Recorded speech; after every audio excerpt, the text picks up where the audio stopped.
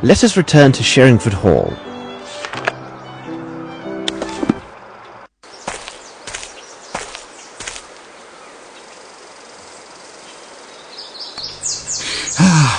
Oh, Dr. Watson, beg pardon for imposing on you, but I must get a message to Inspector Lestrade, and... He is just inside, and I am sure that he would be most eager to assist you. No, it would be better if he would hear this from you rather than myself.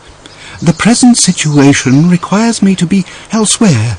Please be good enough to tell Inspector Lestrade that I renounce any rights to the succession.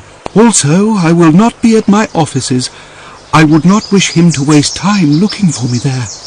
Goodbye, and I thank you for your kind assistance, Dr. Watson.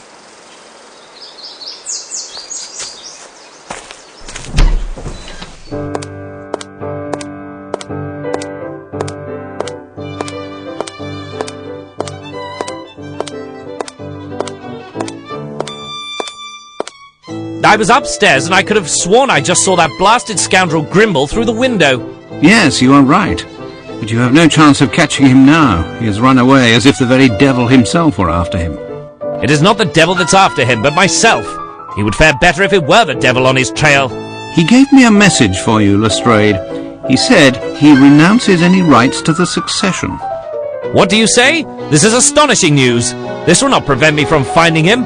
I want to know how it so happens that a dead man is found in a building to which only Grimble is known to possess the keys. By the way, where is our great detective? Oh, here he comes now. Hello, gentlemen. What were you discussing? Grimble has renounced all possible rights to the succession of Bromsby Enterprises. But that does nothing to alter the fact that he is the ideal guilty party. Sir Bromsby had very important news that he intended to announce on the day of his death. What if this surprise news was the ouster of Grimble and Bromsby's intent to name his own daughter to succeed him?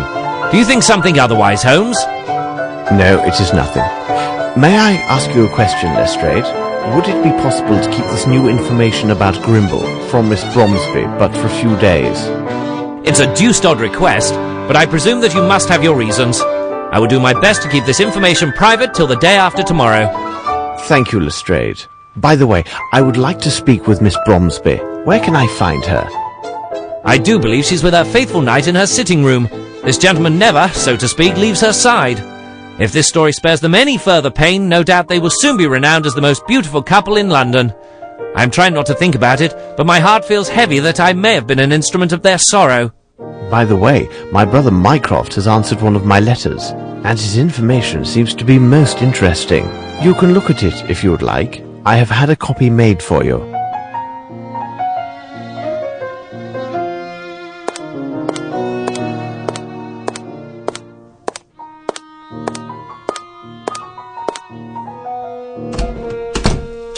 I hear laughter coming from the powder room.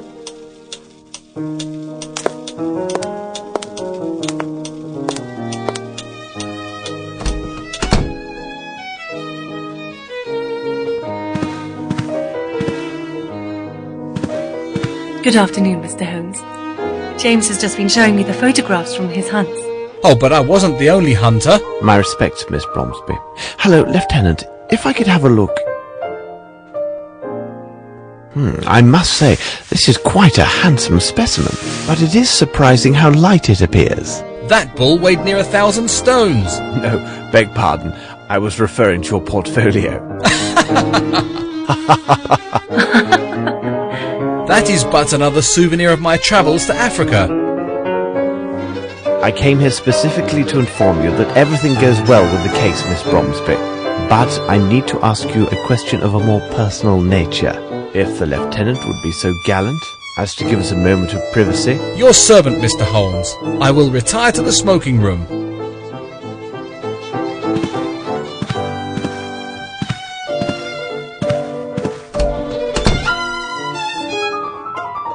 I should reveal one of my hints.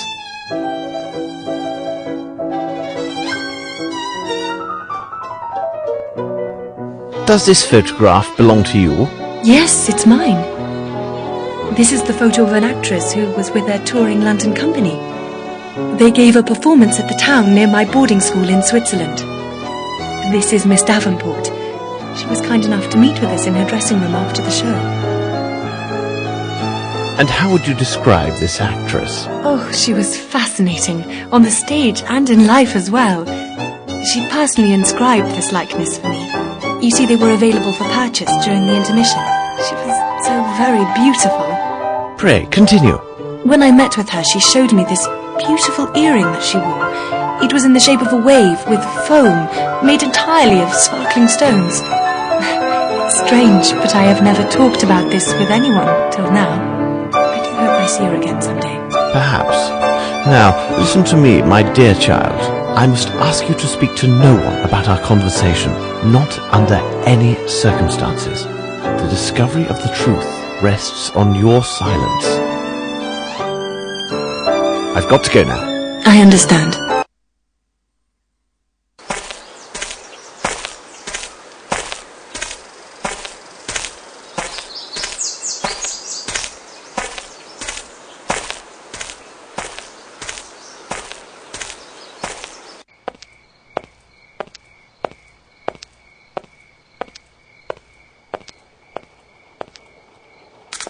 This lieutenant seems a very commendable person. Miss Lavinia is fortunate to have him near. Lestrade was saying that he has found more evidence of Grimble's trail. The corpse we found at the cement factory may well have been an accomplice and the true murderer of Sir Bromsby. Grimble could have easily obtained an invitation for him to the reception. Then, some time after the deed was done, Grimble eliminated his accomplice to prevent his speaking. Or perhaps not. Whatever are you musing about, Holmes? Holmes? What is it, Watson? Blast it, Holmes! You haven't heard a word that I have said. It is of no consequence. Tell me, have you had the opportunity to redeem the item with the receipt we found at Hunter's? Oh, yes, it was a simple matter. In order to get the best price, Hunter agreed to redeem the item within 2 days' time. Look, these appear to be real diamonds.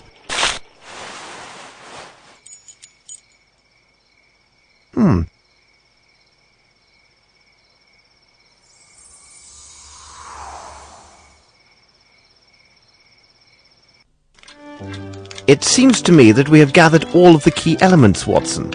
However, before we retire, let's summarize our findings. The questions should be answered yes or no, and justified by the evidence or testimony received during the investigation.